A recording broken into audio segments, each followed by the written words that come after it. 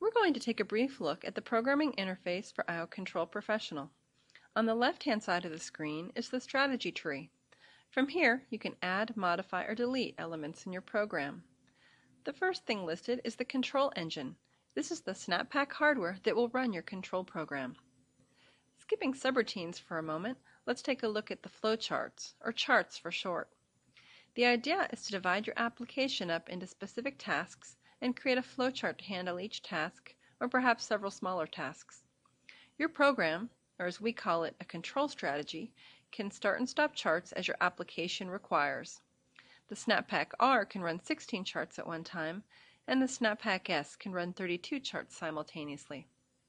It's easy to create a flowchart. Let's take a look at a sample one. Here we have an action block. On the outside, there's a descriptive name. On the inside, you can put one or more instructions. To add a command, we click Add. You can then select an instruction from the drop-down list, or simply type the instruction, or you can select it. Here the commands are grouped by functionality. For example, all of the mathematical commands are grouped together. To turn on a digital point, select that group, select the Turn On instruction, and click OK. To complete the command, you just fill in the blanks. By selecting your variables in I/O from a drop-down list, you can minimize or eliminate typing errors. You'll also notice that the command is in plain English syntax. Turn on tank 1 pump. The second element of a flowchart is a decision block. Here you're asking one or more questions. Is the pressure too high? Is the temperature too low? Like the action commands, the condition commands are in simple English format. Next up are connection lines, which determine the flow of logic. To draw a connection line, select the Connect tool, click on the block you're going from, and click on the block you're going to. The arrows are drawn automatically, so you can see logic going from one block to the next. Those three constructs, action blocks, condition blocks, and connection lines, are all you really need to program with. But there are two more components you may wish to use. One is the continue block, which is similar to a go-to statement. Instead of drawing a connection line to a distant block, you can use a continue block to route the logic to another block in that chart. The final object is also optional, but extremely useful. This is an Opto script block, which allows you to program in a scripting language. It is especially convenient for tasks such as calculating a mathematical formula, string handling, case statements, or conditional loops. For example, you might do a while loop or an if-then statement. The Opto script editor comes with lots of useful tools, including cut, copy, and paste, undo, and a test compiler. You can also insert any of the action or condition commands or any item from your tag database that you've already created, such as variables or I/O points. For many of the blocks, you can access the online help. Select a command, click on the command help, and that will open up the online command reference. Here you'll find important information about the commands, examples of use, and related commands. Going back to subroutines for a moment, you'll see we've added a few to our strategy.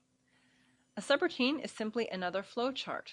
Once you've included it in your strategy, it becomes a new command in your command set. You'll notice that ioControl is very much a self-documenting program.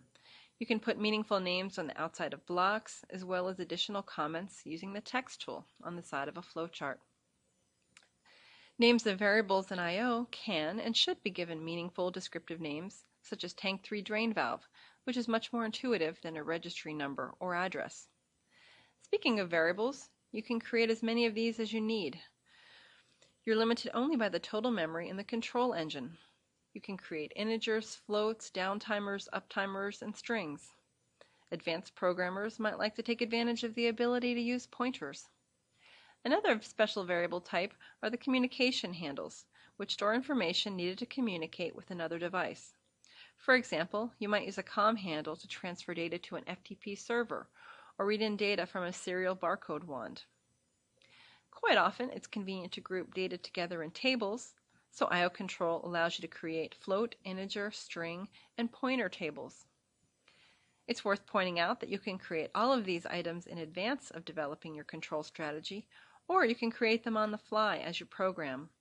Once created, these variables are accessible by any of the flowcharts in your strategy. Finally, we come to the most important component of your program, the I/O. Here we have several points already configured, but it's easy to add more I/O to your system. First, you configure the I/O unit. Select a name, select the type of I/O unit that you're communicating with, and type in the IP address. Next, you configure the individual module type. Let's add another one on this empty slot. It's an analog input, and we'll select a 4-channel input voltage module. We can configure the 4 points on that module. Selecting one of them, I'll type a descriptive name. If I don't want to work in volts DC, that's not a problem. I can select the scalable option and type in new engineering units. I can then select any 2 points on the linear scale to reset the scaling. The I/O point has now been added to my strategy. There are many more features in ioControl. I encourage you to check out Opto 22's website for more tutorials, or simply download ioProject and try it out yourself.